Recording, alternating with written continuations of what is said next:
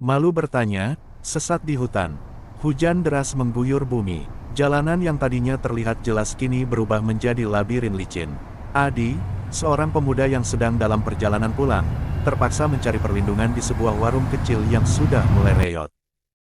Om, jalan ke kota masih jauh dari sini? Tanya Adi kepada pemilik warung yang sedang asyik merokok di teras. Jauh sih mas, kalau lewat jalan pintas dekat, tapi hutannya angker. Banyak yang bilang ada penunggunya. Jawab si pemilik warung sambil menghembuskan asap rokoknya. Adi ragu sejenak, namun karena gelap dan hujan semakin deras, ia memutuskan untuk mengambil jalan pintas. Motor Adi meluncur perlahan menyusuri jalan setapak yang gelap gulita. Pohon-pohon besar menjulang tinggi, seakan siap menelan siapa saja yang berani memasuki wilayahnya. Angin berhembus kencang membawa serta suara-suara aneh yang membuat bulu kuduk Adi merinding. Tiba-tiba, motor Adi mati. Adi turun dan mencoba menyalakannya kembali, namun sia-sia. Ia mulai panik. Hutan yang tadinya terasa sunyi kini terasa semakin mencekam. Suara langkah kaki terdengar di belakangnya. Adi menoleh, namun tidak ada siapa-siapa. Adi terus berjalan menyusuri hutan. Semakin jauh ia berjalan, semakin banyak kejadian aneh yang dialaminya.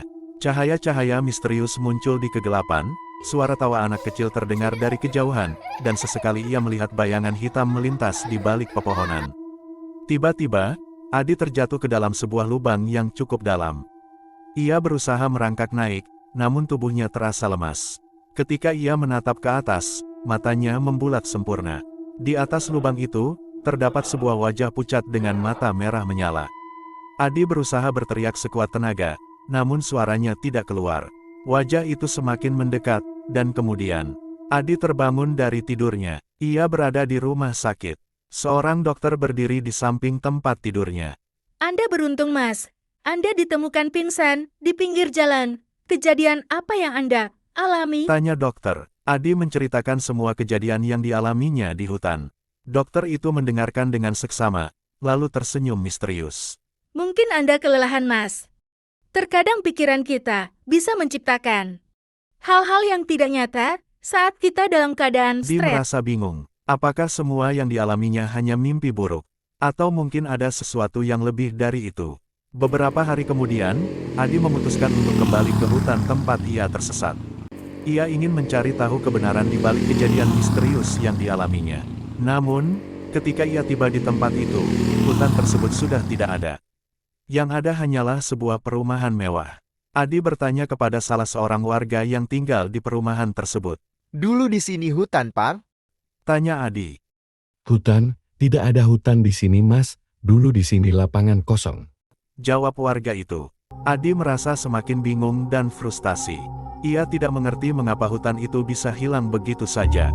Apakah semua yang dialaminya hanya halusinasi? Atau mungkin ada kekuatan gaib yang sedang bermain-main dengannya? Adi terus mencari jawaban atas semua pertanyaannya. Ia mencoba menghubungi paranormal, dukun, bahkan ilmuwan. Namun, tidak ada satupun yang bisa memberikan penjelasan yang masuk akal. Akhirnya, Adi menyerah. Ia memutuskan untuk melupakan semua kejadian yang dialaminya. Namun, setiap kali ia menutup matanya, wajah pucat dengan mata merah menyala itu selalu muncul di dalam mimpinya. Apakah Adi benar-benar tersesat di hutan angker?